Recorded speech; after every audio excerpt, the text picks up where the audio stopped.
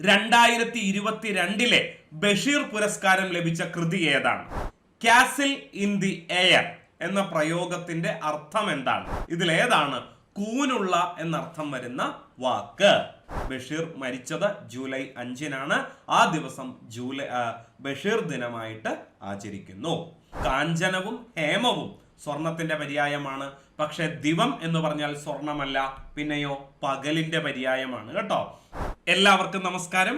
പുതിയൊരു മാതൃകാ ചോദ്യ പേപ്പറിലേക്ക് ഏവർക്കും സ്വാഗതം. ചോദ്യപേപ്പറിലേക്ക് കടക്കുന്നതിന് മുമ്പ് നിങ്ങൾ കൃത്യമായിട്ട് നമ്മുടെ ചോദ്യപേപ്പറിനോടൊപ്പം അതിന്റെ വിശകലനത്തോടൊപ്പം വിശദീകരണത്തോടൊപ്പം ഒക്കെ ചർച്ച ചെയ്യുന്നുണ്ട് എന്ന് വിചാരിക്കുന്നു.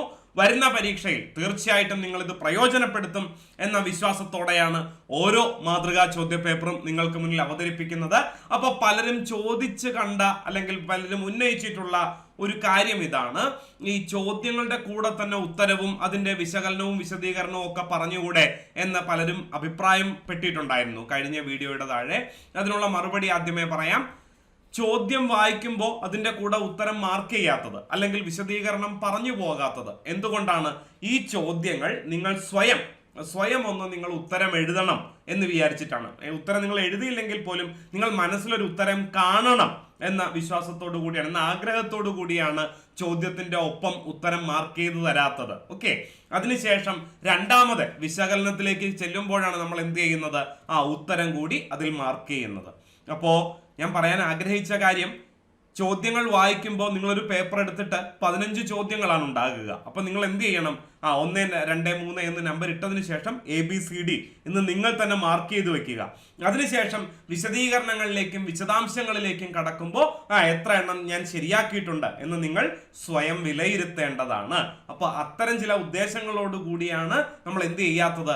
ചോദ്യങ്ങളുടെ കൂടെ ഉത്തരം വായിച്ചു പോകാത്തത്. അപ്പൊ നമ്മൾ ആദ്യം എന്ത് ചെയ്യുന്നു? ചോദ്യം മാത്രം വായിക്കുന്നു. നിങ്ങൾ എന്ത് ചെയ്യുന്നു? ഒരു പേപ്പർ എടുക്കുന്നു, പേന എടുക്കുന്നു, 1 മുതൽ 15 വരെ നമ്പർ ഇടുന്നു, ABCD മാർക്ക് ചെയ്യുന്നു. അതിനുശേഷം നിങ്ങൾക്ക് എത്ര മാർക്ക് കിട്ടിയിട്ടുണ്ട് എന്ന് ഉത്തര സൂചിക കണ്ട് മനസ്സിലാക്കണം. ഓക്കെ, അപ്പൊ നമ്മൾ ഇന്നത്തെ ക്ലാസ്സിലേക്ക് കടക്കുകയാണ്. മാതൃകാ ചോദ്യ പേപ്പർ ഭാഗം 3. ഒന്നാമത്തെ ചോദ്യം ഇതാണ്: താഴെ തന്നിരിക്കുന്നവയിൽ ശരിയായ ജോഡികൾ ഏവ? ഖബർ വൈക്കം മുഹമ്മദ് ബഷീർ, പാവക്കുട്ടി ഗ്രേസി, അനർഘ നിമിഷം KR മീര, എന്റെ വഴിയമ്പലങ്ങൾ SK പൊറ്റേക്കാട്ട്. അപ്പോ ഇവിടെ എന്തൊക്കെയാ തന്നിരിക്കുന്നേ? സാഹിത്യ കൃതികളുടെ പേരും തന്നിട്ടുണ്ട്, വലതുവശത്ത് രചയിതാക്കളുടെ പേരും തന്നിട്ടുണ്ട്. ഇതിൽ ഏതോ 2 എണ്ണം മാത്രമാണ് ശരിയുള്ളത്, 2 എണ്ണം തെറ്റാണ്. അതിൽ ശരിയുള്ളത് കണ്ടെത്താനാണ് ആവശ്യപ്പെട്ടിരിക്കുന്നത്. Option A 1 4, option B 1 3, option C 2 4, option D 3 4. ഞാനിപ്പോ ഉത്തരം പറയുന്നില്ല, നിങ്ങൾക്ക് മാർക്ക് ചെയ്യാനുള്ള സമയമാണ്. ഓക്കെ, അപ്പൊ ഒന്നാമത്തെ ചോദ്യത്തിന് ഉത്തരം A ആണോ, B ആണോ, C ആണോ, D ആണോ എന്ന് മാർക്ക് ചെയ്യുക. അതിനുശേഷം നമ്മൾ കടക്കുന്നു രണ്ടാമത്തെ ചോദ്യത്തിലേക്ക്. എന്താണ് രണ്ടാമത്തെ ചോദ്യം? മഞ്ജുതരം ഒരു സാഹിത്യ കൃതിയുടെ പേരാണ്. ഏത് സാഹിത്യ വിഭാഗത്തിൽ പെടുന്നു? മഞ്ജുതരം എന്ന കൃതി കഥാസമാഹാരമാണോ, ജീവചരിത്രമാണോ, ആത്മകഥയാണോ, നോവലാണോ? ഇതാണ് ചോദ്യം. ഓക്കെ, അപ്പൊ 2 എന്ന് എഴുതിയതിനു ശേഷം ABCD മാർക്ക് ചെയ്യുക. ഓക്കെ, മൂന്നാമത്തെ ചോദ്യത്തിലേക്ക് കടക്കുന്നു. 2022 ബഷീർ പുരസ്കാരം ലഭിച്ച കൃതി ഏതാണ്? നൃത്തം ചെയ്യുന്ന കുടകൾ, കേശവന്റെ വിലാപങ്ങൾ, കുട നന്നാക്കുന്ന ചോയി, നൃത്തം. ഇതിലേതാണ് 2022 ബഷീർ പുരസ്കാരത്തിന് അർഹമായ കൃതി? ഓക്കെ, ഉത്തരം എഴുതിയെന്ന് വിചാരിക്കുന്നു. നാലാമത്തെ ചോദ്യത്തിലേക്ക് കടക്കുന്നു. ചോദ്യം ഇതാണ്: താഴെ പറയുന്നവയിൽ പക്ഷിയുടെ പര്യായം ഏതാണ്? ഉരകം, സാരംഗം, ഭൗമം, കുടരം. ഇതിലേതാണ് പക്ഷിയുടെ പര്യായം? കിട്ടിയല്ലോ. അഞ്ചാമത്തെ ചോദ്യത്തിലേക്ക്. ചോദ്യം ഇതാണ്: താഴെ പറയുന്നവയിൽ പൂജക ബഹുവചനത്തിന് ഉദാഹരണം ഏത്? വിദ്യാർത്ഥികൾ, ദ്രോണർ, ശിശുക്കൾ, സ്ത്രീകൾ. ഇതിലേതാണ് പൂജക ബഹുവചനത്തിന് ഉദാഹരണം? അടുത്ത ചോദ്യത്തിലേക്ക് കടക്കാം. ഏത് പ്രവൃത്തിക്കും ഒരു അടിസ്ഥാനം ഉണ്ടായിരിക്കണം എന്ന ആശയം വരുന്ന ചൊല്ല് ഏതാണ്? അണ്ണാറക്കണ്ണനും തന്നാലായത്, നനഞ്ഞിറങ്ങിയാൽ കുളിച്ചു കയറണം, കട്ടിൽ ചെറുതെങ്കിലും കാല് 4 വേണം, മുള്ളു പിടിക്കലും മുറുകെ പിടിക്കണം. ഇതിൽ ഏതാണ് ഏതു പ്രവൃത്തിക്കും ഒരടിസ്ഥാനം ഉണ്ടായിരിക്കണം എന്ന ആശയം വരുന്ന ചൊല്ല്? ഞാൻ പറഞ്ഞു പോകുന്നതിന് സ്പീഡ് കൂടുതലാണെങ്കിൽ നിങ്ങൾക്ക് പോസ് ചെയ്ത് വെക്കാം. അതിനുശേഷം മാത്രം ഉത്തരം എഴുതിയതിനു ശേഷം മാത്രം അടുത്ത ചോദ്യത്തിലേക്ക് കടക്കുക. ഓക്കെ, അടുത്ത ചോദ്യം ഇതാണ്. ശൈലിയുടെ അർത്ഥം എന്താണ്?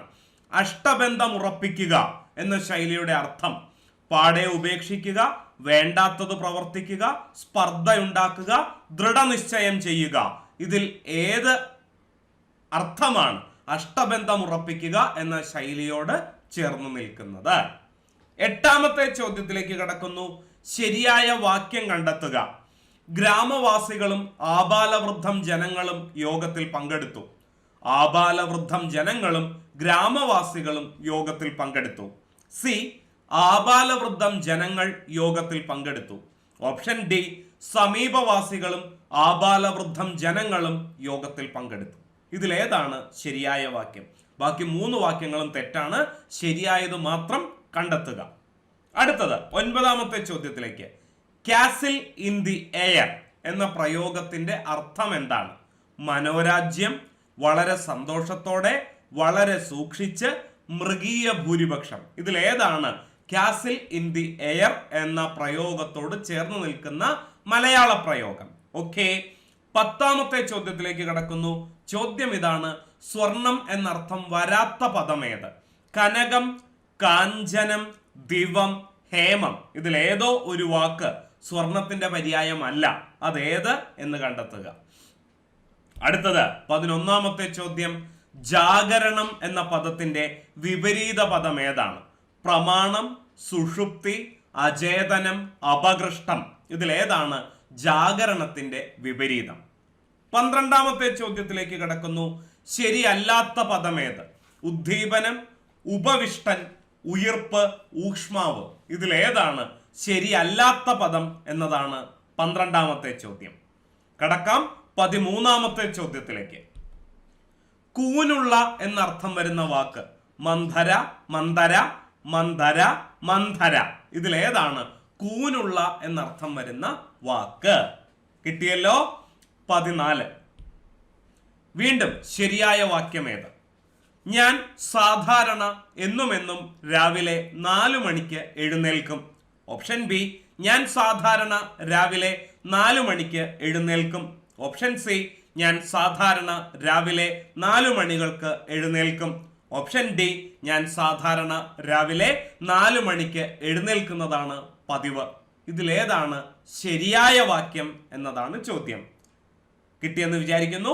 അവസാനത്തെ ചോദ്യത്തിലേക്ക് കടക്കുകയാണ്. പിരിച്ചെഴുതുക. ഉദ്യോഗം എന്ന വാക്ക് പിരിച്ചെഴുതുമ്പോൾ ചുവടെ തന്നിരിക്കുന്നതിൽ ഏതാണ് ശരിയായ പദം പിരിവ്? ഉദ് അധികം യോഗം, ഉത്ത് അധികം യോഗം, ഉദ്യ അധികം യോഗം, ഉ അധികം ദ്യോഗം. ഇതിലേതാണ് ശരിയായ പദം പിരിവ്? ഇത്രയും ചോദ്യങ്ങളാണ് നമ്മൾ കണ്ടത്. അപ്പോ ഉത്തരം എഴുതാനുള്ള സമയം അവസാനിച്ചിരിക്കുകയാണ്. 15 ചോദ്യങ്ങളുടെയും ഉത്തരത്തിലേക്കാണ് നമ്മൾ കടക്കാൻ പോകുന്നത്. ഉത്തര സൂചികയിലേക്ക് പേന താഴെ വെക്കുക. ഇനി നിങ്ങൾ എഴുതാൻ പാടില്ല. ഇനി നമുക്ക് കറക്റ്റ് ചെയ്യാനുള്ള സമയമാണ്. ഓക്കെ, കറക്റ്റ് ചെയ്യാം. നോക്കിക്കേ, ഇവിടെ ഉത്തര സൂചിക കൊടുത്തിട്ടുണ്ട്. 1 C, 2 C, 3 A, 4 B, 5 B, 6 D, 7 D, 8 C, 9 A, 10 C, 11 B, 12 D, 13 D, 14 B, 15 B. 15 ചോദ്യങ്ങളുടെയും ഉത്തരം നമ്മൾ കണ്ടെത്തി കഴിഞ്ഞു. അപ്പൊ സ്വാഭാവികമായിട്ടും സംശയങ്ങൾ ഉണ്ടാകാം. നമുക്കത് വിശദീകരിക്കേണ്ടതുണ്ട്. ഓക്കെ, അപ്പോ മറക്കരുതേ, നിങ്ങൾ എന്ത് ചെയ്യണം? ഈ വീഡിയോ കാണുമ്പോൾ തന്നെ നിങ്ങൾ കമന്റ് ചെയ്യണം. നിങ്ങൾക്ക് 15ൽ എത്ര മാർക്കാണ് കിട്ടിയത് എന്ന് കമന്റ് ചെയ്യാൻ മറക്കരുത്. കഴിഞ്ഞ ചോദ്യ പേപ്പറുകളിലും ഈ ഒരു മാതൃക സ്വീകരിക്കണം എന്ന് വിചാരിച്ചിരുന്നതാണ്, പക്ഷെ നടന്നില്ല. അപ്പൊ ഇനി വരുന്ന മാതൃകാ ചോദ്യ പേപ്പറുകളിൽ നമ്മൾ ഈ ഒരു മാതൃകയായിരിക്കും സ്വീകരിക്കുന്നത്. ഇത് എന്തുകൂടിയാണ്? നിങ്ങളുടെ ഓരോരുത്തരുടെയും പ്രോഗ്രസ് റിപ്പോർട്ട് കൂടിയാണ്. കഴിഞ്ഞ ചോദ്യ പേപ്പറിൽ നിന്നും ഈ ചോദ്യ പേപ്പറിലേക്ക് വന്നപ്പോൾ നിങ്ങൾ എത്രത്തോളം ഡെവലപ്പായി എന്ന് നിങ്ങൾക്ക് സ്വയം തിരിച്ചറിയാനുള്ള ഒരു ഭാഗം കൂടിയാണ് ഇന്നത്തെ ക്ലാസ്, അല്ലെങ്കിൽ ഇനി വരുന്ന ക്ലാസ്സുകൾ എന്ന് നിങ്ങൾ മനസ്സിലാക്കുക. അപ്പോൾ പരീക്ഷയ്ക്ക് കൊടുക്കുന്ന ആ ഒരു പ്രാധാന്യത്തോടു കൂടി തന്നെ ഇനി വരുന്ന മാതൃകാ ചോദ്യ പേപ്പറുകളെ നിങ്ങൾ പരിശീലിക്കുക. ഓക്കെ, അപ്പൊ നമുക്ക് വിശദാംശങ്ങളിലേക്കും വിശദീകരണങ്ങളിലേക്കും കടക്കാം. ഒന്നാമത്തെ ചോദ്യം ഇതായിരുന്നു: താഴെ തന്നിരിക്കുന്നവയിൽ ശരിയായ ജോഡികൾ ഏവ എന്നതായിരുന്നു ചോദ്യം. ഖബർ വൈക്കം മുഹമ്മദ് ബഷീർ, പാവക്കുട്ടി ഗ്രേസി, അനർഘ നിമിഷം KR മീര, എന്റെ വഴിയമ്പലങ്ങൾ SK പൊറ്റേക്കാട്ട്. ഇതിൽ ശരിയായത് 2ഉം 4ഉം മാത്രമാണ്.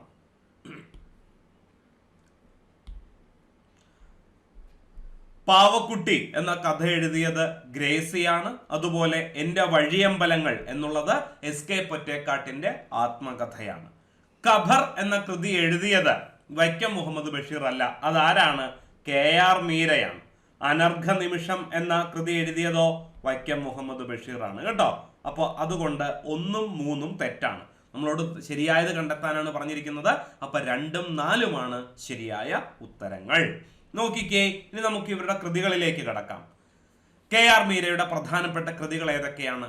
ഓർമ്മയുടെ ഞരമ്പ് എന്ന ചെറുകഥാ സമാഹാരം, മോഹമഞ്ഞ KR മീരയുടെ മറ്റൊരു ചെറുകഥാ സമാഹാരമാണ്. നേത്രോന്മീലനം എന്ന നോവൽ എഴുതിയത് KR മീരയാണ്. ആവേ മരിയ ഗില്ലറ്റിൻ, ഇത് KR മീരയുടെ മറ്റ് 2 ചെറുകഥകളാണ്, സമാഹാരങ്ങളാണ്. ഇതിൽ ആവേ മരിയ എന്ന കൃതിക്കാണ് KR മീരയ്ക്ക് എന്ത് കിട്ടിയത്? കേരള സാഹിത്യ അക്കാദമി അവാർഡ് കിട്ടിയത്. ചെറുകഥയ്ക്കുള്ള കേരള സാഹിത്യ അക്കാദമി അവാർഡ് KR മീരയ്ക്ക് കിട്ടിയിട്ടുണ്ട്. ഇത് നോവലിനുള്ളത് എല്ലാവർക്കും അറിയാം. KR മീരയുടെ ആരാച്ചാർ എന്ന നോവലിനാണ് എന്ത് കിട്ടിയിട്ടുള്ളത്? കേരള സാഹിത്യ അക്കാദമി അവാർഡ് കിട്ടിയിട്ടുള്ളത്. ചെറുകഥയ്ക്കുള്ള കേരള സാഹിത്യ അക്കാദമി അവാർഡ് കിട്ടിയത് ആവേ മരിയ എന്ന സമാഹാരത്തിനാണ്. ഗില്ലറ്റിൻ മറ്റൊരു ചെറുകഥാ സമാഹാരം. ആ മരത്തെയും മറന്നു ഞാൻ KR മീരയുടെ ഒരു നോവലാണ്. യൂദാസിന്റെ സുവിശേഷം, മീര സാധു, ആരാച്ചാര്, ഘാതകൻ, ഖബർ, ഭഗവാന്റെ മരണം, സൂര്യനെ അണിഞ്ഞ ഒരു സ്ത്രീ, ഇതൊക്കെ KR മീരയുടെ നോവലുകളാണ്. KR മീര എഴുതിയ ലേഖനങ്ങളാണ്, ലേഖന സമാഹാരമാണ് ഏത്? മഴയിൽ പറക്കുന്ന പക്ഷികൾ. KR മീരയുടെ നോവലറ്റാണ് മാലാഖയുടെ മറുകുകൾ. അപ്പൊ ഈ പേരൊക്കെ കേൾക്കുമ്പോൾ കാണാപ്പാടം പഠിക്കണമെന്ന് ഞാൻ പറയുന്നില്ല, ഒന്ന് ഓർമ്മയിൽ വച്ചേക്കണം. ചിലപ്പോൾ ചോദിക്കാൻ സാധ്യതയുള്ളതാണ്. ഭഗവാന്റെ മരണം പോലുള്ള പേരുകൾ അല്ലെ, പേരിൽ വ്യത്യസ്തത പുലർത്തുന്നതാണ്. അപ്പൊ അതൊക്കെ ചോദിക്കാനുള്ള സാധ്യത കൂടുതലാണ്. ഓക്കെ, മനസ്സിലാക്കിയിട്ടുണ്ട് എന്ന് വിചാരിക്കുന്നു. അറിയാൻ പാടില്ലാത്ത കാര്യങ്ങളുണ്ടെങ്കിൽ നോട്ട് എഴുതി വെക്കുക. ഓക്കെ, പുരസ്കാരങ്ങൾ ഞാൻ നേരത്തെ സൂചിപ്പിച്ചു. കേരള സാഹിത്യ അക്കാദമിയുടെ 2009 ചെറുകഥയ്ക്കുള്ള പുരസ്കാരം KR മീരയ്ക്ക് ലഭിച്ചത് ആവേ മരിയ എന്ന സമാഹാരത്തിനാണ്. ആരാച്ചാർ എന്ന നോവലിന് ഒരുപാട് പുരസ്കാരങ്ങൾ കിട്ടിയിട്ടുണ്ട്. 2013 ഓടക്കുഴൽ അവാർഡ്, 14 വയലാർ അവാർഡ്, 13 തന്നെ കേരള സാഹിത്യ അക്കാദമി അവാർഡ്, 15 കേന്ദ്ര സാഹിത്യ അക്കാദമി അവാർഡ്, 2018 മുട്ടത്തുവർക്കി പുരസ്കാരം. ഇതുമായി ബന്ധപ്പെട്ട് ചോദിക്കാൻ സാധ്യതയുള്ള മറ്റൊരു ചോദ്യമാണ്, ഇത് ഇംഗ്ലീഷിലേക്ക് ട്രാൻസ്ലേറ്റ് ചെയ്തിട്ടുണ്ട്. ആരാച്ചാർ എന്ന നോവൽ ഇംഗ്ലീഷിലേക്ക് പരിഭാഷപ്പെടുത്തിയിട്ടുണ്ട് ഹാങ് വുമൺ എന്ന പേരിൽ. ഇത് ആരാണ് പരിഭാഷപ്പെടുത്തിയത്? ജെ ദേവികയാണ് ഹാങ് വുമൺ എന്ന പേരിൽ ആരാച്ചാർ ഇംഗ്ലീഷിലേക്ക് പരിഭാഷപ്പെടുത്തിയത്. ഓക്കെ, അടുത്ത വ്യക്തിയിലേക്ക് കടക്കാം. വൈക്കം മുഹമ്മദ് ബഷീർ, അനർഘ നിമിഷങ്ങൾ എഴുതിയ വൈക്കം മുഹമ്മദ് ബഷീർ. അദ്ദേഹത്തിന്റെ പ്രധാനപ്പെട്ട നോവലുകൾ ഏതൊക്കെയാണ്?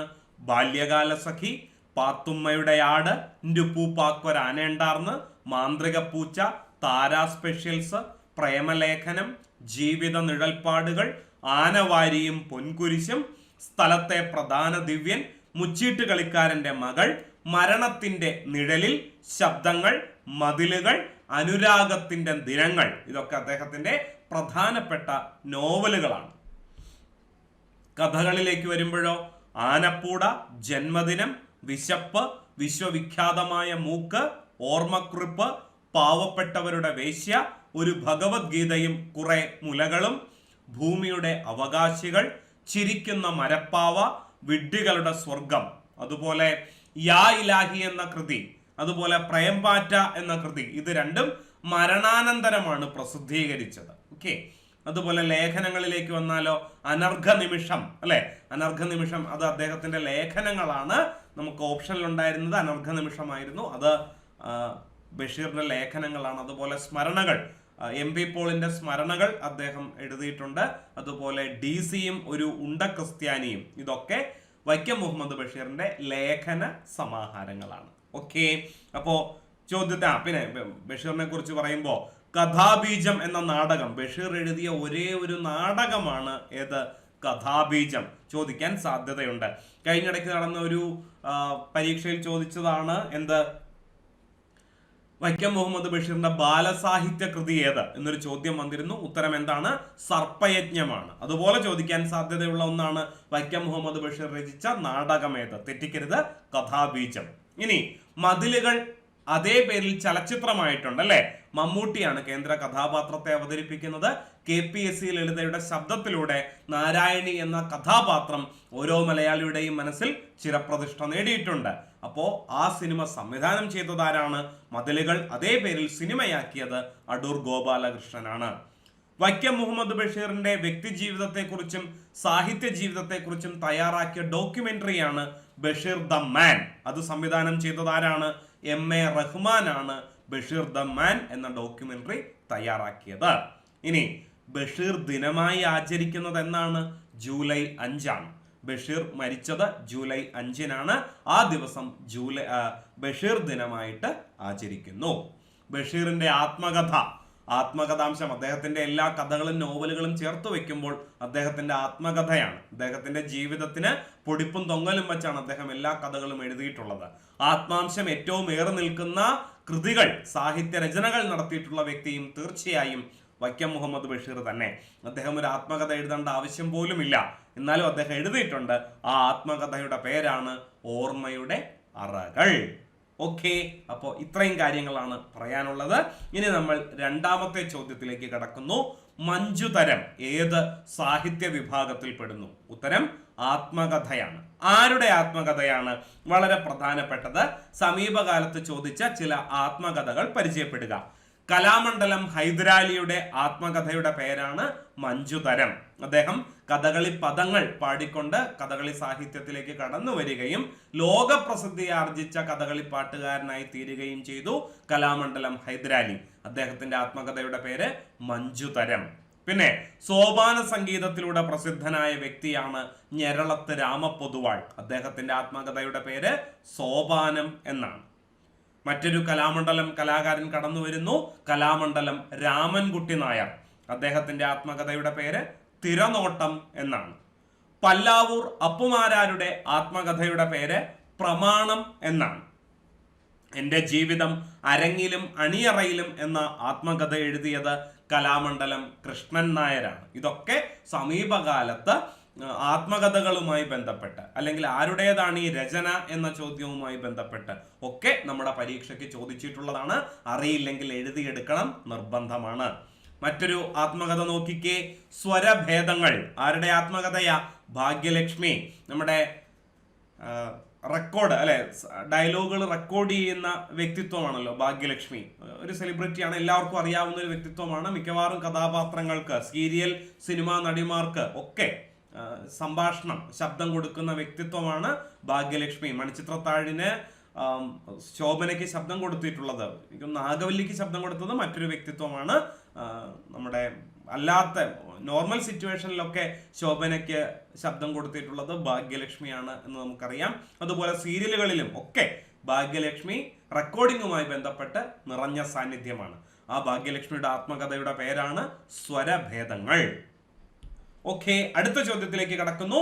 2022 ബഷീർ പുരസ്കാരം ലഭിച്ച കൃതി ഏത്? നൃത്തം ചെയ്യുന്ന കുടകൾ, കേശവന്റെ വിലാപങ്ങൾ, കുട നന്നാക്കുന്ന ചോയി, നൃത്തം. ഏതാ? 2022 ബഷീർ പുരസ്കാരം നേടിയ കൃതി നൃത്തം ചെയ്യുന്ന കുടകളാണ്. നൃത്തം ചെയ്യുന്ന കുടകൾ. എല്ലാ വർഷവും ജനുവരി 21, അതായത് ബഷീറിന്റെ ജന്മദിനമാണ് കേട്ടോ, ജനുവരി 21. എൻ്റെ ജന്മദിനം ജനുവരി 22. ഞങ്ങൾ തമ്മിൽ ഒരു ദിവസത്തെ വ്യത്യാസമേ ഉള്ളൂ. അപ്പോൾ ബഷീറിന്റെ ജന്മദിനം ജനുവരി 21. ആ ദിവസമാണ് ബഷീർ പുരസ്കാരം കൊടുക്കുന്നത്. ബഷീർ ദിനമായി ആചരിക്കുന്നതോ ജൂലൈ 5 നമ്മൾ കണ്ടിരുന്നു. അന്നാണ് ബഷീർ മരിച്ചത്. ഓക്കെ. 2020 ബഷീർ പുരസ്കാരം നേടിയത് MK സാനുമാഷാണ്. അദ്ദേഹത്തിന്റെ നിരൂപണ കൃതിയായ അജയ്യതയുടെ അമരസംഗീതം എന്ന കൃതിക്കാണ് പുരസ്കാരം ലഭിച്ചത്. 2021 ബഷീർ പുരസ്കാരം നേടിയത് K സച്ചിദാനന്ദനാണ്. അദ്ദേഹത്തിന്റെ ദുഃഖം എന്ന വീട് എന്ന സമാഹാരത്തിനാണ് 2021 ബഷീർ പുരസ്കാരം ലഭിച്ചത്. 2022 M മുകുന്ദന് നൃത്തം ചെയ്യുന്ന കുടകൾ എന്ന നോവലിനാണ് ബഷീർ പുരസ്കാരം ഏറ്റവും ഒടുവിൽ. 2023 ഏറ്റവും ഒടുവിൽ ബഷീർ പുരസ്കാരം നേടിയത് E സന്തോഷ് കുമാറാണ്. അദ്ദേഹത്തിന്റെ ചെറുകഥാ സമാഹാരമായ നാരകങ്ങളുടെ ഉപമ എന്ന കൃതിക്കാണ് ഏറ്റവും ഒടുവിൽ ബഷീർ പുരസ്കാരം ലഭിച്ചത്. അടുത്ത ചോദ്യത്തിലേക്ക് കടക്കാം. ക്ഷമിക്കണം, കുറച്ച് കാര്യങ്ങൾ കൂടിയുണ്ട്. M മുകുന്ദന് കേന്ദ്ര സാഹിത്യ അക്കാദമി അവാർഡ് നേടിക്കൊടുത്ത കൃതി ഏതാണ്? മയ്യഴിപ്പുഴയുടെ തീരങ്ങളിൽ എന്ന നോവലിന്റെ 2ാം ഭാഗമായ ദൈവത്തിന്റെ വികൃതികൾ എന്ന കൃതിക്കാണ് M മുകുന്ദന് എന്ത് കിട്ടിയത്? കേന്ദ്ര സാഹിത്യ അക്കാദമി അവാർഡ് കിട്ടിയത്. അതുപോലെ കേരള സാഹിത്യ അക്കാദമി അവാർഡ് കിട്ടിയതാകട്ടെ ഹൃദയവതിയായ ഒരു പെൺകുട്ടി എന്ന കൃതിക്കാണ്. ഇനി വയലാർ അവാർഡ് നേടിയതോ EMSന്റെ ജീവിതം പശ്ചാത്തലമാക്കിക്കൊണ്ട് രചിച്ച കേശവന്റെ വിലാപങ്ങൾ എന്ന നോവലിനാണ് M മുകുന്ദന് വയലാർ അവാർഡ് ലഭിച്ചത്. പിന്നെ M മുകുന്ദന് ഭീമ ബാലസാഹിത്യ പുരസ്കാരം ലഭിച്ചിട്ടുണ്ട്. ആദ്യമായിട്ട് ഭീമ ബാലസാഹിത്യ പുരസ്കാരം ലഭിച്ച വ്യക്തി കൂടിയാണ് M മുകുന്ദൻ. അദ്ദേഹത്തിന്റെ മുകുന്ദേട്ടന്റെ കുട്ടികൾ എന്ന കൃതിക്കാണ് 2023 ഭീമ ബാലസാഹിത്യ പുരസ്കാരം ലഭിച്ചത്. JCB പുരസ്കാരം വളരെ പ്രധാനപ്പെട്ടത് അല്ലെ. 25 ലക്ഷം രൂപ സമ്മാനത്തുകയുള്ള ഇന്ത്യൻ സാഹിത്യത്തെ ഉയർത്തിക്കൊണ്ടുവരുന്നതിന് വേണ്ടിയിട്ട് അമേരിക്കൻ സർക്കാർ കൊടുക്കുന്ന പുരസ്കാരമായ JCB സാഹിത്യ പുരസ്കാരം 2021 നേടിയത് M മുകുന്ദന്റെ ഡൽഹി ഗാഥകൾ എന്ന പുസ്തകത്തിന്റെ ഇംഗ്ലീഷ് പരിഭാഷയായ ഡൽഹി എ സോളിലോക്കി എന്ന കൃതിയാണ്. ഫാത്തിമ EVയും അതുപോലെ നന്ദകുമാർ Kയും ചേർന്നാണ് പ്രസ്തുത നോവൽ ഇംഗ്ലീഷിലേക്ക് വിവർത്തനം ചെയ്തത്. ഇംഗ്ലീഷിലേക്ക് വിവർത്തനം ചെയ്യപ്പെടുന്ന കൃതിക്കാണ് പുരസ്കാരം കൊടുക്കുന്നത്. അതുപോലെ പരീക്ഷയ്ക്ക് ഒരു കാലത്ത് ആവർത്തിച്ച് ചോദിക്കുന്ന ചോദ്യമായിരുന്നു മലയാളത്തിലെ ആദ്യത്തെ സൈബർ നോവൽ ഏതാണ്? മുകുന്ദന്റെ നൃത്തം എന്ന നോവലാണ് മലയാളത്തിലെ പ്രഥമ സൈബർ നോവലായിട്ട് പരിഗണിക്കുന്നത്. മറ്റൊരു ചോദ്യം പ്രതീക്ഷിക്കാവുന്നത് SK പൊറ്റേക്കാട്ട് കഥാപാത്രമാകുന്ന മലയാള നോവൽ ഏത് എന്നതാണ്. ഉത്തരം പ്രവാസമാണ്. SK പൊറ്റേക്കാട്ട് അല്ലെങ്കിൽ SK പൊറ്റേക്കാട്ടിനെ കഥാപാത്രമാക്കിക്കൊണ്ട് പ്രവാസം എന്ന നോവൽ രചിച്ചത് M മുകുന്ദനാണ്. ഓക്കെ, അപ്പൊ ഇത്രയും കാര്യങ്ങളാണ് ഇവിടെ പറയാനുള്ളത്. 4ാമത്തെ ചോദ്യത്തിലേക്ക് കടക്കുന്നു. താഴെ പറയുന്നവയിൽ പക്ഷിയുടെ പര്യായം ഏതാണ്? ഉരകം, സാരംഗം, ഭൗമം, കുടരം. ഏതാ ശരിയായ ഉത്തരം? സാരംഗമാണ് ശരിയായ ഉത്തരം. സാരംഗം ഇത്തിരി പ്രശ്നമുള്ള വാക്കാണ്. സാരംഗം എന്ന വാക്ക് ഒരു കാഴ്ച ബംഗ്ലാവാണ്. എന്താണ് അങ്ങനെ പറയാൻ കാരണം? ദാ നോക്കാം. സാരംഗത്തിന്റെ പര്യായം അല്ലെങ്കിൽ സാരംഗം ഏതൊക്കെ വാക്കുകളുടെ പര്യായമാണ്? മാൻ, പക്ഷി, ആന, കൂവളം, കുതിര, ശംഖ്, സിംഹം, കുട, വസ്ത്രം, മേഘം, മയില്, ചന്ദനം, താമര, വേഴാമ്പൽ, കുയില് എന്നൊക്കെ അർത്ഥമുള്ള വാക്കാണ് ഏത്? സാരംഗം. അപ്പോൾ ഇത് ഈ പറയുന്ന എന്തിന്റെയും ഈ പറയുന്ന വാക്കുകളൊക്കെ നിങ്ങൾക്ക് ശ്രദ്ധിച്ചാൽ മനസ്സിലാകും. ഇതൊക്കെ നമ്മുടെ PSC പരീക്ഷയിൽ ചോദിക്കാറുള്ളതാണ്. അപ്പൊ ഈ സാരംഗം എന്ന വാക്ക് ഒരു ഒന്നൊന്നര വ്യക്തിത്വമാണ് എന്ന് മനസ്സിലാക്കുക. ഇനി ഉരകം എന്ന് പറഞ്ഞാൽ എന്താണ്? ഉരസ്, അതായത് മാറിടം കൊണ്ട് ഗമിക്കുന്നത്. ഉരസ് എന്ന് പറഞ്ഞാൽ നെഞ്ച് എന്നാണ് വാക്കിനർത്ഥം. അപ്പൊ നെഞ്ചുകൊണ്ട് ചലിക്കുന്നത്, നെഞ്ചുകൊണ്ട് ഇഴയുന്നത് ആരാണ്? പാമ്പിന്റെ പര്യായമായിട്ടാണ് ഉരകം എന്ന വാക്ക് ഉപയോഗിക്കുന്നത്. ഭൗമം എന്ന് പറഞ്ഞാൽ ഭൂമിയെ സംബന്ധിച്ച എന്ന അർത്ഥമുണ്ട്. അതുകൂടാതെ ജലം, ആകാശം, പ്രകാശം എന്നൊക്കെ അർത്ഥം വരുന്ന വാക്കാണ് ഭൗമം. കുടരം എന്ന് പറഞ്ഞാൽ എന്താണ്? കുടരം കുതിരയുടെ പര്യായമാണ്. ഓക്കെ, ആ ചോദ്യം പൂർണ്ണമാകുന്നു. അടുത്ത ചോദ്യത്തിലേക്ക്. പൂജക ബഹുവചനത്തിന് ഉദാഹരണം ഓപ്ഷൻ പോലും അല്ലെ നമുക്ക് വേണ്ട, പെട്ടെന്ന് തന്നെ നമുക്ക് ഉത്തരത്തിലേക്ക് എത്തിച്ചേരാൻ സാധിക്കും. ദ്രോണരാണ്. ദ്രോണരാണ് പൂജക ബഹുവചനത്തിന് ഉദാഹരണമാകുന്നത്. എന്താണ് പൂജക ബഹുവചനം? ആദര സൂചകമായിട്ട് ഏകവചനത്തോടൊപ്പം അർ അല്ലെങ്കിൽ കൾ എന്ന ശബ്ദം ചേർക്കുന്നത് പൂജക ബഹുവചനം. വിദ്യാർത്ഥികൾ, ശിശുക്കൾ, സ്ത്രീകൾ എന്നൊക്കെ പറയുന്നിടത്ത് ഒന്നിലധികം ആൾക്കാരുണ്ട്. പക്ഷെ ദ്രോണര് ഒരാളെ ഉള്ളൂ എന്ന് നമുക്കറിയാം. ദ്രോണരോടൊപ്പം പ്രത്യയം ചേർത്തിരിക്കുന്നത് ദ്രോണൻ എന്ന് പറയുന്നതിന് പകരം ദ്രോണർ എന്ന് പറയുന്നത് ആ വ്യക്തിക്ക് കൊടുക്കുന്ന ബഹുമാന സൂചകമായിട്ടാണ്. അപ്പൊ അത് പൂജക ബഹുവചനം. ഇതിൽ വിദ്യാർത്ഥികൾ എന്നുള്ളതും ശിശുക്കൾ എന്നുള്ളതും അല്ലെ, ഇത് ആൺകുട്ടികളും പെൺകുട്ടികളും ഉള്ള ഗ്രൂപ്പ് ആയിരിക്കാം എന്നുള്ള അർത്ഥത്തിലാണ് വിദ്യാർത്ഥികളും ശിശുക്കളും എന്താകുന്നത്, അലിംഗ ബഹുവചനമാകുന്നത്. സ്ത്രീകൾ എന്ന് പറയുന്നിടത്ത് പെണ്ണുങ്ങൾ മാത്രം ഉള്ളടങ്ങിയിട്ടുള്ള ഗ്രൂപ്പാണ്. അപ്പൊ സ്ത്രീകൾ എന്നുള്ളത് സലിംഗ ബഹുവചനത്തിന് ഉദാഹരണമാണ്. അടുത്ത ചോദ്യത്തിലേക്ക് കടക്കാം. ഏതു പ്രവർത്തിക്കും ഒരു അടിസ്ഥാനം ഉണ്ടായിരിക്കണം എന്നർത്ഥം വരുന്ന ചൊല്ല് ഏതാണ്? മുള്ളു പിടിക്കലും മുറുകെ പിടിക്കണം. ഏത് പ്രവർത്തിക്കും ഒരു അടിസ്ഥാനം ഉണ്ടായിരിക്കണം അല്ലെ. ഞാൻ എന്ത് പറഞ്ഞാലും അല്ലെ അതിലൊരു വിശദീകരണം എനിക്ക് കൊടുക്കാൻ സാധിക്കണം. ഞാൻ ചെയ്യുന്നത് ഒരുപക്ഷെ തെറ്റായിരിക്കാം, പക്ഷെ എൻ്റെ ഭാഗത്തെ ശരി എന്താണ് എന്ന് എനിക്ക് വിശദീകരിക്കാൻ സാധിക്കണം എന്നർത്ഥം വരുന്ന ചൊല്ല് ഏതാണ്? മുള്ളു പിടിക്കലും മുറുകെ പിടിക്കണം എന്നതാണ്. അണ്ണാറക്കണ്ണനും തന്നാലായത് എന്ന് പറഞ്ഞാലോ, ഫലത്തെ പറ്റി ചിന്തിക്കാതെ ശുദ്ധവും നന്മയിലൂന്നിയതുമായ കർമ്മങ്ങളെ കുറിക്കാനാണ് അണ്ണാറക്കണ്ണനും തന്നാലായത് എന്ന ശൈലി പ്രയോഗിക്കുന്നത്. നനഞ്ഞിറങ്ങിയാൽ കുളിച്ചു കയറണം, ആരംഭിച്ച പ്രവൃത്തി പൂർത്തിയാക്കണം അല്ലെ എന്ന അർത്ഥം വരുന്ന ചൊല്ല് നനഞ്ഞിറങ്ങിയാൽ കുളിച്ചു കയറണം. കട്ടിൽ ചെറുതെങ്കിലും കാല് 4 വേണം. രൂപം എത്ര ചെറുതായിരുന്നാലും അതിനു വേണ്ട അംഗങ്ങളെല്ലാം ഉണ്ടായിരിക്കണം അല്ലെ. ഒരു കാര്യത്തെ നമുക്ക് എത്ര വേണമെങ്കിലും ലളിതമാക്കാം, പക്ഷെ എത്ര ലളിതമാക്കിയാലും അതിന്റെ ഏറ്റവും അടിസ്ഥാനപരമായ കാര്യങ്ങൾ വേണ്ട എന്ന് വയ്ക്കാൻ സാധിക്കില്ല എന്നുള്ള അർത്ഥത്തിലാണ് അല്ലെ. കട്ടിൽ എത്ര വേണമെങ്കിലും നമുക്ക് ചെറുതാക്കി പണിയാം, പക്ഷെ കട്ടിലായിട്ട് നിൽക്കണമെങ്കിൽ അത് എന്ത് വേണം? അതിന് 4 കാല് നിർബന്ധമാണ്. ഓക്കെ, അടുത്ത ചോദ്യത്തിലേക്ക് വരുന്നു. ശൈലിയുടെ അർത്ഥം എന്താണ്? അഷ്ടബന്ധം ഉറപ്പിക്കുക. അഷ്ടബന്ധം ഉറപ്പിക്കുക എന്ന് പറഞ്ഞാൽ എന്താണ്? ദൃഢനിശ്ചയം ചെയ്യുക. ഈ ക്ഷേത്രങ്ങളിലൊക്കെ വിഗ്രഹങ്ങൾ ഉണ്ടാകുമല്ലോ, ആ വിഗ്രഹത്തെ പീഠവുമായിട്ട് ഉറപ്പിക്കാൻ വേണ്ടിയിട്ടാണ് എന്ത് ഉപയോഗിക്കുന്നത്? അഷ്ടബന്ധം ഉപയോഗിക്കുന്നത്. അഷ്ടബന്ധം ഉപയോഗിച്ചത് പിടിപ്പിച്ചു കഴിഞ്ഞാൽ അല്ലെ, പശ പോലെ അത് ഒട്ടിച്ചു കഴിഞ്ഞാൽ പിന്നെ വിഗ്രഹം പീഠത്തിൽ നിന്നും ഇളകില്ല. അപ്പൊ അതിനെയാണ് എന്ത് പറയുന്നത്? അഷ്ടബന്ധം ഉറപ്പിക്കുക, ദൃഢനിശ്ചയം ചെയ്യുക. ഒരുപാട് ശൈലികൾ പരീക്ഷയ്ക്ക് സമീപകാലത്ത് ചോദിച്ചിട്ടുള്ള പല ശൈലികളും കഴിഞ്ഞ ക്ലാസ്സുകളിൽ ചർച്ച ചെയ്തിട്ടുള്ളത് കൊണ്ട് നമ്മൾ അടുത്ത ചോദ്യത്തിലേക്ക് കടക്കുന്നു. ശരിയായ വാക്യം കണ്ടെത്തുക. നമ്മൾ കണ്ടെത്തി കഴിഞ്ഞു. ആബാലവൃദ്ധം ജനങ്ങൾ യോഗത്തിൽ പങ്കെടുത്തു എന്നുള്ളതാണ് ശരിയായ വാക്യം.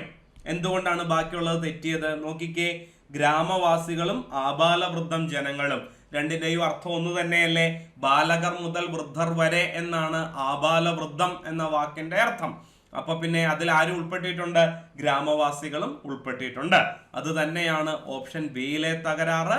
പിന്നെ സമീപവാസികൾ എന്ന് പറയുന്നിടത്തും ഓപ്ഷൻ ഡിയിലേക്ക് വന്നാൽ സമീപവാസികളും ആബാലവൃദ്ധം ജനങ്ങളും. അതിന്റെ ആവശ്യമുണ്ടോ? ഇല്ല. ആബാലവൃദ്ധം ജനങ്ങൾ ആര് തന്നെയായിരിക്കാം? സമീപവാസികൾ തന്നെയായിരിക്കാം. ഇവിടെ കേട്ടോ, ഈ സാഹചര്യത്തിൽ രണ്ടും ഒന്ന് തന്നെയാണ്. അപ്പൊ ശരിയായ പ്രയോഗം ആബാലവൃദ്ധം ജനങ്ങൾ യോഗത്തിൽ പങ്കെടുത്തു എന്നതാണ്. ഇനി നോക്കിക്കേ, ചില സമീപകാലത്ത് വന്നിട്ടുള്ള പരീക്ഷകൾ സംഭവിച്ചിട്ടുള്ള ചില തെറ്റുകൾ. നല്ല ഇനം ഇറച്ചിക്കോഴികൾ വിൽക്കപ്പെടും എന്നുള്ളത് തെറ്റാണ്.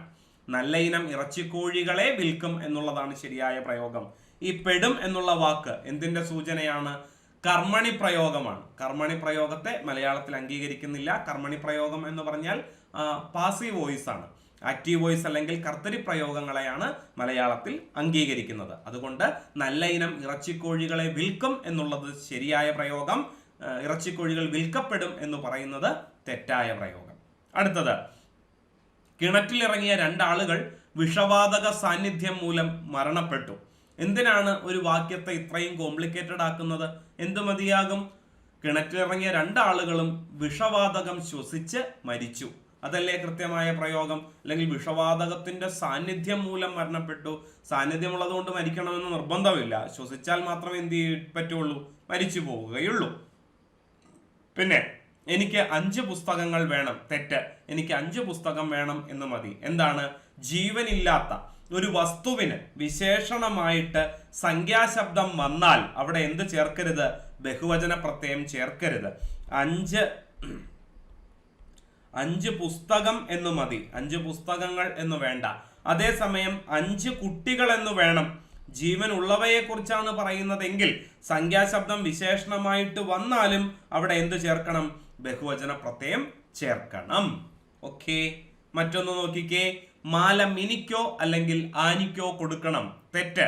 മാല മിനിക്കോ ആനിക്കോ കൊടുക്കണം, അതാണ് ശരിയായ പ്രയോഗം. അല്ലെങ്കിലോ മാല മിനിക്ക് അല്ലെങ്കിൽ ആനിക്ക് കൊടുക്കണം എന്ന് പറഞ്ഞാലും ശരിയാണ്. പിന്നെ കാസർഗോഡ് നിന്ന് തിരുവനന്തപുരത്തേക്ക് ഏകദേശം 680 കിലോമീറ്ററോളം ദൂരമുണ്ട്. തെറ്റ് അല്ലെ? ഏകദേശം, ഓളം രണ്ടും കൂടി പ്രയോഗിക്കരുത്. എങ്ങനെ ശരിയാക്കാം? കാസർഗോഡ് നിന്ന് തിരുവനന്തപുരത്തേക്ക് 680 കിലോമീറ്ററോളം ദൂരമുണ്ട്, അത് ശരിയായി. അല്ലെങ്കിലോ കാസർഗോഡ് നിന്ന് തിരുവനന്തപുരത്തേക്ക് ഏകദേശം 680 കിലോമീറ്റർ ദൂരമുണ്ട്, അതും ശരിയായ പ്രയോഗമാണ്. പിന്നെ ക്ലാസ്സിലുള്ള ഓരോ കുട്ടികളും പരിസ്ഥിതി പ്രവർത്തനങ്ങളിൽ പങ്കെടുക്കണം. തെറ്റാണ്. ക്ലാസ്സിലുള്ള എല്ലാ കുട്ടികളും പരിസ്ഥിതി പ്രവർത്തനങ്ങളിൽ പങ്കെടുക്കണം. അല്ലെങ്കിലോ ക്ലാസ്സിലുള്ള ഓരോ കുട്ടിയും പരിസ്ഥിതി പ്രവർത്തനങ്ങളിൽ പങ്കെടുക്കണം. എല്ലാ കുട്ടികളും എന്ന് പറഞ്ഞാലും ശരിയാണ്, ഓരോ കുട്ടിയും എന്ന് പറഞ്ഞാലും ശരിയാണ്. പക്ഷേ ഓരോ കുട്ടികളും എന്ന് പറയരുത്, എല്ലാ കുട്ടിയും എന്നും പറയാൻ പാടില്ല. ഓക്കെ, അടുത്ത ചോദ്യത്തിലേക്ക്. കാസിൽ ഇൻ ദി എയർ എന്ന പ്രയോഗത്തിന്റെ അർത്ഥം എന്താണ്? മനോരാജ്യം കാണലാണ് കേട്ടോ. Manorajyam കാണുന്നതിനെയാണ് castle in the air എന്ന് പറയുന്നത്. വാക്ക് ഇൻ എയർ എന്ന് പറഞ്ഞാലോ വളരെ സന്തോഷത്തോടെ എന്നുള്ള അർത്ഥത്തിൽ പ്രയോഗിക്കുന്നു. വാക്ക് ഇൻ എക്സ് എന്ന് പറഞ്ഞാൽ വളരെ ശ്രദ്ധയോടെ എന്ന അർത്ഥത്തെ കുറിക്കുന്നു. ബ്രൂട്ടൽ മെജോറിറ്റി എന്താണ്? മൃഗീയ ഭൂരിപക്ഷമാണ്. അബ്സല്യൂട്ട് മെജോറിറ്റിയോ കേവല ഭൂരിപക്ഷമാണ്. We have a little time before the train എന്ന് പറഞ്ഞാൽ ട്രെയിൻ വിടുന്നതിന് മുൻപ് അല്പസമയം നമുക്ക് അല്പസമയം ബാക്കിയുണ്ട് അല്ലെ? എ ലിറ്റിൽ എന്ന് പറയുമ്പോൾ അല്പം. ലിറ്റിൽ എന്ന് മാത്രം പ്രയോഗിച്ചാലോ നെഗറ്റീവ് സെൻസ് ആണ് അല്ലെ? ഒട്ടുമില്ല എന്നുള്ള അർത്ഥത്തിലാണ് ലിറ്റിൽ അല്ലെങ്കിൽ ഫ്യൂ മാത്രമായിട്ട് പ്രയോഗിക്കുന്നത്. ഐ ഹാവ് ഫ്യൂ ഫ്രണ്ട്സ് എന്ന് പറഞ്ഞാൽ എനിക്ക് സുഹൃത്തുക്കൾ ആരുമില്ല. I have a few friends എന്ന് പറഞ്ഞാലോ എനിക്ക് കുറച്ച് സുഹൃത്തുക്കൾ ഉണ്ട് എന്നാണ് അതിന്റെ അർത്ഥം. ആപ്പിൾ ഓഫ് ദി ഐ കണ്ണിലുണ്ണിയാണ്. A bee in one's bonnet എന്ന് പറഞ്ഞാലോ ഒഴിയാബാധയാണ്.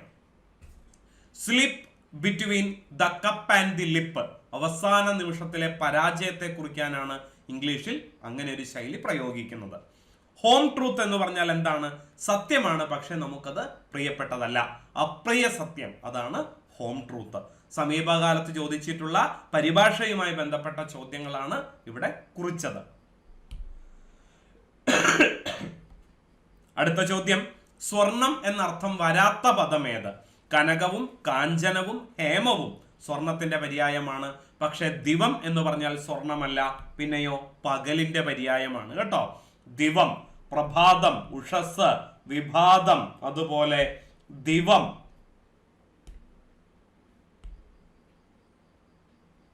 ദിവം ഇതൊക്കെ തന്നെയും എന്തിന്റെ പര്യായ പദമാണ്?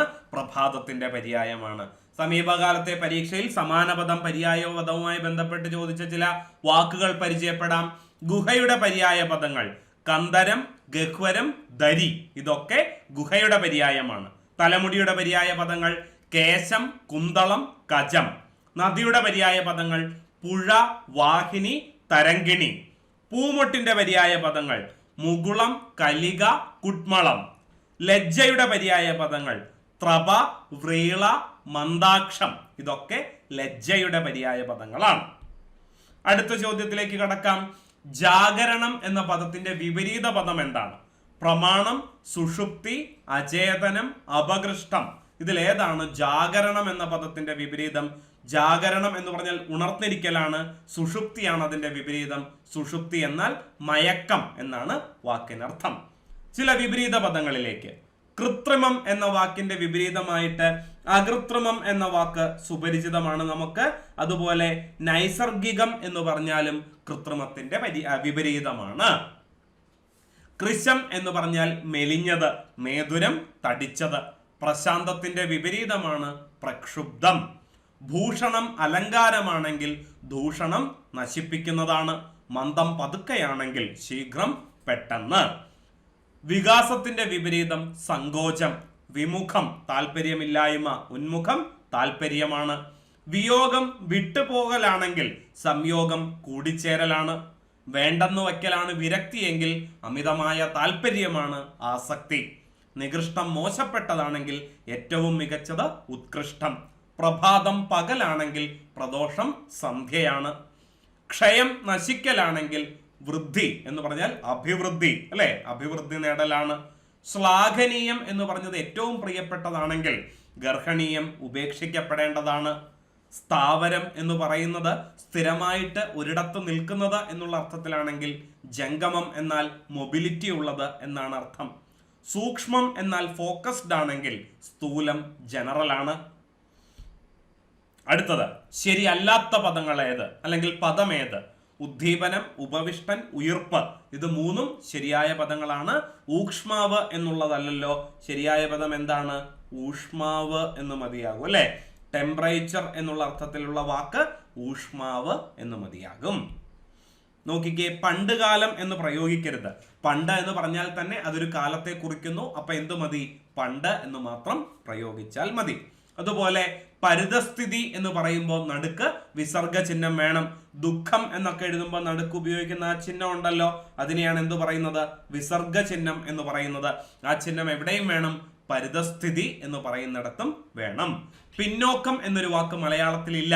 പിന്നാക്കം, മുന്നാക്കം, അതൊക്കെയാണ് ശരിയായ പ്രയോഗങ്ങൾ. അതുപോലെ പ്രാരാബ്ധം നമ്മളൊക്കെ പറയുന്നിടത്ത് പ്രാരാബ്ധം എന്നാ പറയുന്നത്, തെറ്റ്. പ്രാരബ്ധം, അവിടെ എന്തു വേണ്ട? രായ്ക്ക് ദീർഘം വേണ്ട. പ്രാരബ്ധമാണ് ശരി. പിന്നെ പ്രസ്താവന എന്ന് എഴുതുമ്പോൾ ത, അധികരവർണ്ണമല്ല വേണ്ടത്, തായാണ് വേണ്ടത്. പ്രാസംഗികൻ എന്നൊരു വാക്ക് മലയാളത്തിൽ ഇല്ല. പ്രസംഗിക്കുന്നയാൾ ആരാണ്? പ്രസംഗകനാണ്. ബഹുഭാര്യാത്വം തെറ്റ്, ബഹുഭാര്യത്വം ശരി. യാദൃശ്ചികം എന്ന് എഴുതുമ്പോൾ ചായും ചായുമല്ല ചേരേണ്ടത്, ചായും ചായുമാണ് ചേരേണ്ടത്. ഗാർഡിയൻ, അല്ലെ, രക്ഷാകർത്താവാണ് ശരി. രക്ഷകർത്താവ് എന്നാണ് പലപ്പോഴും പറയാറുള്ളത്, തെറ്റാണ് കേട്ടോ. അതുപോലെ ഗാന്ധിജിയുടെ സത്യാഗ്രഹത്തെ കുറിച്ച് നമ്മൾ വാചാലരാകാറുണ്ട്, പക്ഷെ അങ്ങനെ ഒരു വാക്ക് മലയാളത്തിൽ ഇല്ല. സത്യഗ്രഹം എന്നുള്ളതാണ്. ത്യാഗിക്ക് ശേഷം എന്തില്ല? ദീർഘം ഇല്ല. സദാകാലവും തെറ്റായ പ്രയോഗമാണ്. ഒന്നുകിൽ സദാ, എല്ലാ കാലവും എന്നുള്ള അർത്ഥത്തിൽ, അല്ലെങ്കിലോ എക്കാലവും എന്ന് പ്രയോഗിക്കാം. സർവതോന്മുഖം എന്നൊരു വാക്ക് മലയാളത്തിൽ ഇല്ല. പിന്നെയോ സർവതോമുഖമാണ് ശരിയായ പ്രയോഗം. സൃഷ്ടിക്കുന്നവൻ ആരാണ്? സൃഷ്ടാവല്ല കേട്ടോ, സ്രഷ്ടാവാണ്. സൃഷ്ടി എന്ന് എഴുതുമ്പോൾ ഇങ്ങനെ എഴുതണം, അല്ലെ. പക്ഷെ സൃഷ്ടിക്കുന്നവൻ ആരാ നോക്കിക്കേ? സ്രഷ്ടാവാണ് കേട്ടോ. സ്വതവേ എന്നല്ല പ്രയോഗം, സ്വതേ എന്നാണ്. സ്നേഹത്തോടെ, ഹൃദയപൂർവം എന്നുള്ള അർത്ഥത്തിൽ പ്രയോഗിക്കുന്ന വാക്ക് ഹാർദവമല്ല, ഹാർദമാണ് ശരിയായ പ്രയോഗം. അടുത്തത് കൂനുള്ള എന്നർത്ഥം വരുന്ന വാക്ക് ഏതാണ്?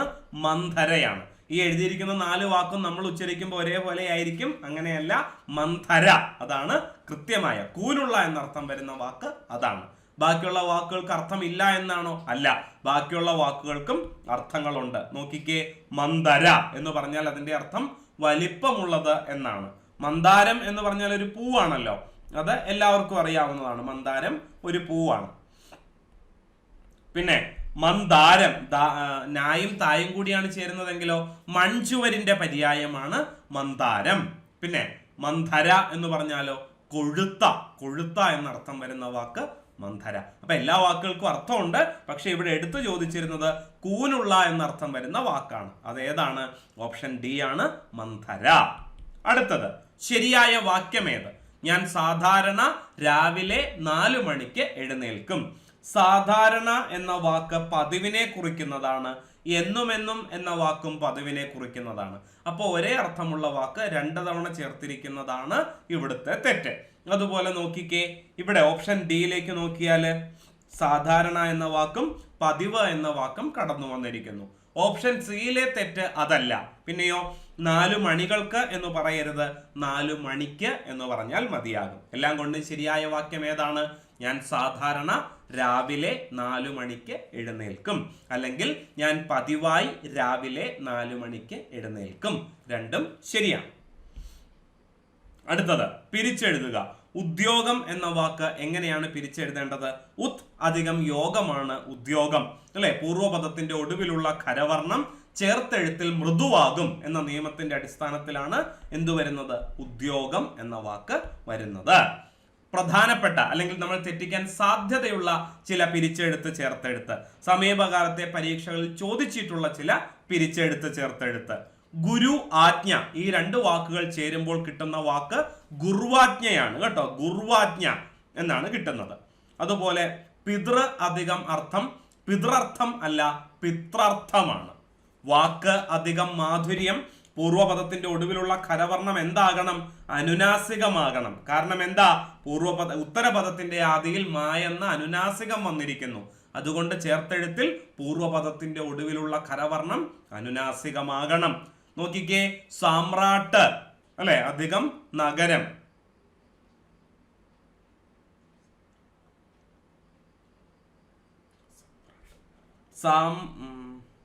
ഇവിടെ സായിക്ക് ദീർഘയില്ല കേട്ടോ. സമ്രാട്ട് അധികം നഗരം എന്ന് പറയുന്നിടത്ത് എന്താണ്? സമ്രൺ നഗരം എന്നുള്ളതാണ് ചേർത്തെഴുത്തിൽ കിട്ടുന്നത്. അതുപോലെ അമ്മയം, അല്ലെ? അമ്മയം, അപ്പ് അധികം മയമാണ് അമ്മയമാകുന്നത്. ഇവിടെയും ഈ പറയുന്നത് പോലെ ഉത്തരപദത്തിന്റെ ആദിയിൽ അനുനാസികം വന്നതുകൊണ്ടാണ് എന്ത് വന്നിരിക്കുന്നത്? പൂർവ്വപദത്തിന്റെ ഒടുവിലുള്ള ഖരവർണവും അനുനാസികമായത്. അമ്മയം എന്ന് പറഞ്ഞാൽ എന്താണ്? കുമിളയാകാം, അല്ലെങ്കിൽ വെള്ളത്തിന്റെ പതയാകാം. അതിനെയാണ് അമ്മയം എന്ന് പറയുന്നത്. വിദ്യുത്ത് അധികം ശക്തി ചേർത്തെഴുതുമ്പോൾ വിദ്യുത് ശക്തിയാകുന്നു. നമുക്കറിയാം, തായും ഷായും കൂടി ചേർന്നാൽ അതെന്താകണം? ഛായും ഛായുമാകണം. നമുക്ക് അറിയാവുന്നതാണ്. അടുത്തത് സുഹൃത അധികം ലാഭം ചേർത്തെഴുതുമ്പോൾ എന്താകും? സുഹൃലാഭം എന്നാകും, അല്ലെ? നമുക്കറിയാവുന്ന ഒരു നിയമമാണ്. തായും ലായും കൂടി ചേർന്നാൽ അത് ഇരട്ടിച്ച ലകാരമാകും എന്നുള്ളത്. പരീക്ഷയ്ക്ക് ഒരിക്കൽ ചോദിച്ചത് സമ്പത്ത് അധികം ലബ്ധിയാണ്. ഇത് ചേർത്തെഴുതുമ്പോൾ എന്താകണം? സമ്പൽ ലബ്ധി എന്നാകണം, അല്ലെ? ഇങ്ങനെയാണ് ഇത് വരേണ്ടത്. ഇവിടെ തായും ലായും കൂടി ചേർന്നാൽ ഇരട്ടിച്ച ലകാരമാകും എന്ന നിയമത്തിന്റെ അടിസ്ഥാനത്തിലാണ് ഇങ്ങനെ സംഭവിക്കുന്നത്.